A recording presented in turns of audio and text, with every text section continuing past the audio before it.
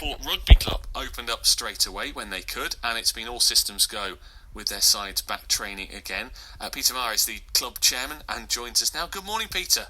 Good morning, how are you doing? I'm very good. It's great to be talking about sport happening. I mean, I'm involved with grassroots sport. We got back to training last Wednesday with junior football. What's it been like to be able to open up the rugby club and get back to what you love? It's been fantastic. I mean, the demand has been absolutely out the window. We started off last Monday with the over 35s touch group. A few of us didn't last too long, incurring injuries, as you can imagine, because our enthusiasm exceeded our physical abilities. But it's fair to say that we had teams training every night last week under the floodlights, and which culminated in this Sunday where we had over 200 kids playing mini and junior rugby on Sunday morning. Yeah. So it's been absolutely brilliant to see everybody back. What's it like just to see the floodlights on again? Yeah, that was great as well. You know, I mean, you do think about the electricity bill being shown. Okay, everyone home. Go home. That's it. Yeah. Session's over. It was just fantastic. We had a new set of lights. We had a benefactor who kindly stepped up and refurbished our lights just before this lockdown came into effect. So it was great to see them finally being utilised. And it's just part of our sort of long-term plan to continue to upgrade the facilities at Newport, just to sort of make more playing space and playing time available for everybody as demand continues to increase. Now, obviously, there's people listening now, and as I said before, I've got knowledge of the grassroots game. It's not just a case of everyone saying, right, on this date, we're back again, all turn up. Can you give us an idea of what it has taken you as a club to be back playing again and having people come along and play the rugby that they love?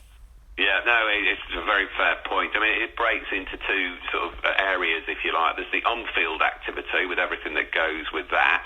Now, the RFU are very good at publishing guidance, which we then have to communicate out to players, coaches and parents around social distancing, what is and isn't allowed within the game.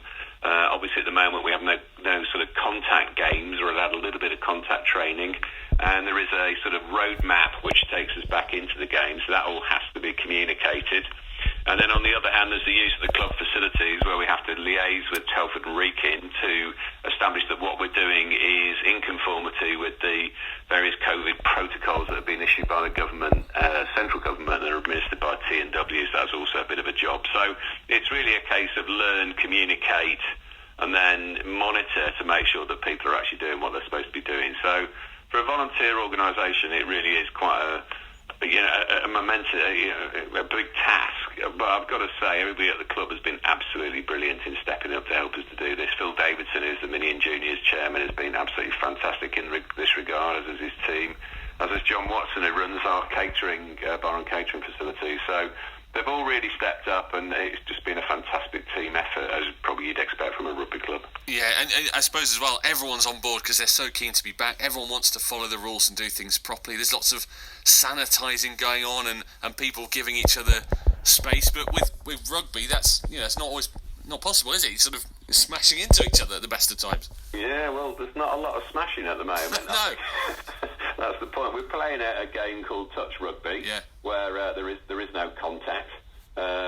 So we can do a little bit of tackling in training, but it's only 20 minutes, and there's no actual games involving tackling. It's just drills. Personally, and for my age group, we're not bothering with that at the moment because we're a ways away from that coming back into the game. But what we've found is that with the touch game, it allows you really to focus on the sort of tactics and structure of the game, and it's been a good education process for the kids.